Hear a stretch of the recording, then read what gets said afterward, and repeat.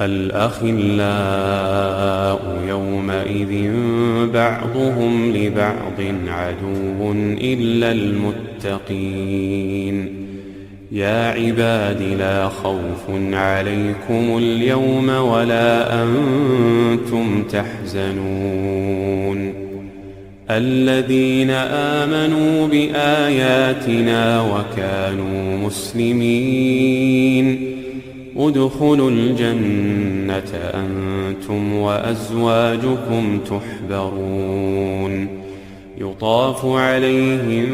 بصحاف من ذهب وأكواب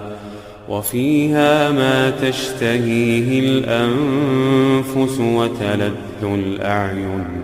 وأنتم فيها خالدون وتلك الجنة التي أورثتموها بما كنتم تعملون لكم فيها فاكهة كثيرة منها تأكلون إن المجرمين في عذاب جهنم خالدون لا يفتر عنهم وهم فيه مبلسون وما ظلمناهم ولكن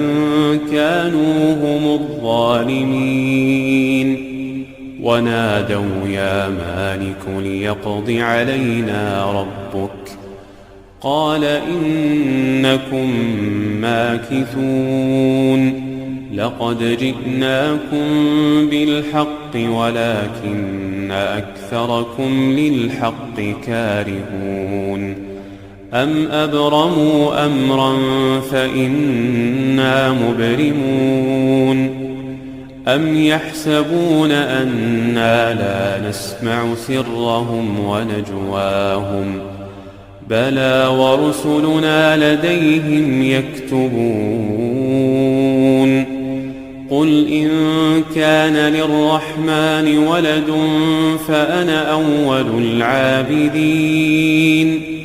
سبحان رب السماوات والأرض رب العرش عما يصفون فذرهم يخوضوا ويلعبوا حتى يلاقوا يومهم الذي يوعدون وهو الذي في السماء إله وفي الأرض إله وهو الحكيم العليم وتبارك الذي له ملك السماوات والأرض وما بينهما وعنده علم الساعة وإليه ترجعون ولا يملك الذين يدعون من دونه الشفاعة إلا من شهد بالحق وهم يعلمون ولئن سألتهم من خلقهم ليقولن الله فأنى يؤفكون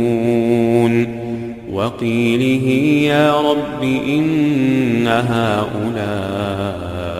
قوم لا يؤمنون فاصفح عنهم وقل سلام فسوف يعلمون.